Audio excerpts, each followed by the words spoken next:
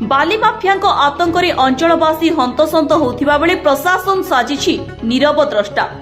एभली दृश्य देखा मिलूँ नवरंगपुर जिला डाबुगां ब्लॉक सदर महकुमा ठारे विभिन्न बाली घाटरू हजार हजार ट्रक टिप्पर माध्यम बाहर राज्य को बाली चोराचालाण करा जाउछि।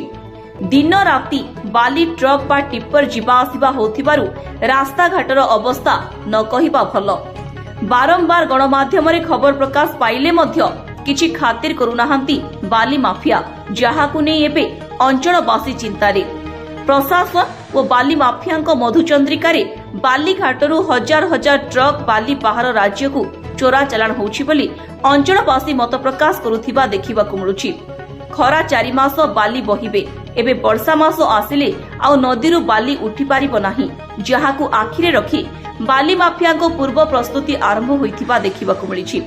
वर्षा मासरे बेपार ठप हेबा डररे बाली माफिया एबेठु ही ट्रक ट्रक बाली विभिन्न स्थान रे ठूळ करिबाकू आरंभ करि सारिलेडी। एभली एक ज्वलंता उदाहरण डाबुगां स्थित जगन्नाथ गुड़ारे रहिथिबा अंगनवाड़ी केन्द्र परिसर रे ठूळ होइछि बाली। शह शह ट्रक बाली, जहाकु नै डाबुगां ग्रामवासी दृढ़ निंदा करुथिबा सह डाबुगां तहसील राजस्व विभाग उपरे सीधा सड़क आंगुली उठाई प्रश्न करुछंती। एपटे निरीह गरीब परिवार निज घर पाई बाली आनिला बेले ट्रैक्टर को रखी चालाण काटुछंती, किंतु अंगनवाड़ी केन्द्र परिसर रे शह शह ट्रैक्टर बाली ठूळ होउथिबा देखि मध्य राजस्व विभागर आखि खोलु नाही बोली बुद्धिजीवी महल रे एबे चर्चार विषय पालटिछि। बाली जदि प्रशासन एथिप्रति जदि प्रशासन आखि पड़िथांता तो कोन बाली माफिया एते साहस हुअंता कि?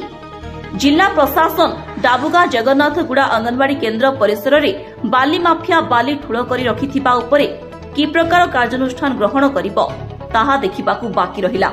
एही घटना विषय रे जिला खनिज संपादक विभिन्न अधिकारी को जोगाजोग करिबा पई उद्यम करिथिलु, किंतु जोगाजोग होई पारि नाही। वर्तमान खबर प्रसारण परे जिला प्रशासन कोन पदक्षेप नेबे एहा एबे देखिबाकू बाकी रहिला। नवरंगपुर मिहिर शंकर पात्रंक रिपोर्ट, स्वास्तिक न्यूज।